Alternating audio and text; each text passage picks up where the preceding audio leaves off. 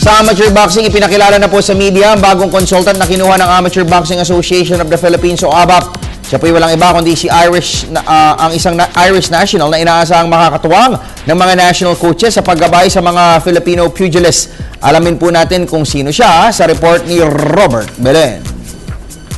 Sa lingguhang PSA forum kanina, kumpiyansang sinabi ni ABAP Executive Director Ed Picson na malaki ang maitutulong ni Irishman Kevin Smith sa kampanya ng Philippine boxing team sa mga international competitions. Palitan ng knowledge at iba't ibang boxing methods sa mga inaasang may babahagi ng bagong consultant sa mga national coaches. Sa panayam ng PTV Sports, umaasa si Smith na magiging magandang pakikipagpalitan niya ng kuro-kuro sa mga ABAP coaches para na rin sa ikauunlad ng amateur boxing sa bansa. Sa panig naman ni National Coach Ronald Chavez, tiwala siya na malaki ang maitutulong na eksperyensa at talino ng Smith sa mga Filipino pugilists.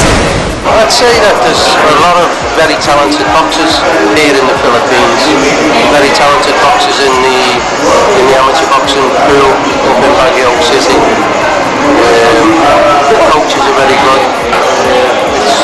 It's just a case of maybe getting some more exposure at international level, getting more comfortable in different environments, travelling, performing in different countries, and I don't see any reason why they can't, achieve great things in the future as long as they get the right support.